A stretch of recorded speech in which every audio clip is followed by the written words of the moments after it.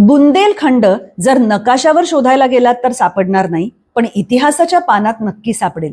कारण बुंदेलखंड हे काही राज्य नाही, जिल्हा नाही की केंद्रशासित प्रदेशही नाही.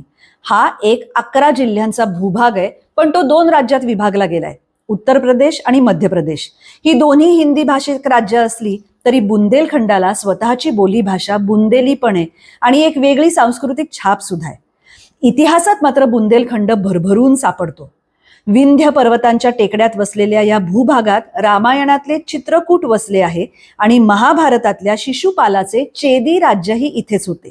10व्या शतकात इथे चंदेला राजघराण्याचे राज्य होते आणि नंतर काही काळ पृथ्वीराज चौहानचे.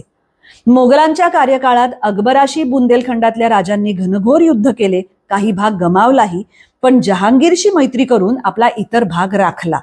मराठी लोकांना बुंदेलखंडाची ओळख छत्रसाल बुंदेला आणि मस्तानीमुळे आहे. छत्रसाल हा तरुण तडफदार शूर राजपुत्र मिर्झा राजांच्या सैन्यासोबत दख्खनेत आला आणि शिवाजी महाराजांच्या प्रभावाने भारून जाऊन त्यांना सामील होण्यासाठी भेटला. पण शिवाजी महाराजांनी वडिलकीच्या वात्सल्याने आणि दूरदृष्टीने त्याला स्वतःच्या प्रदेशात परत जाऊन तिथे मोगलांकडून आपले राज्य परत मिळवण्यासाठी प्रोत्साहित केले, जेणेकरून मोगलांना उत्तरेत एक शत्रू निर्माण व्हावा. शूर छत्रसालाने आपले राज्य मिळवले व वाढवलेही.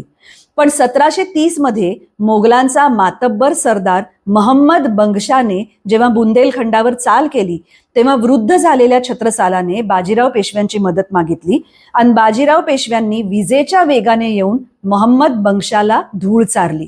तेव्हा आनंदित होऊन छत्रसालाने आपली कन्या मस्तानी आणि 1/3 राज्य मराठ्यांना दिले. बाजीराव मस्तानीचा पुढील इतिहास आता सर्वज्ञात आहे. बुंदेलखंड याविषयी वाचूया अनोखे पर्यटन या अनिल वाळिंबे यांच्या पुस्तकातला लेख.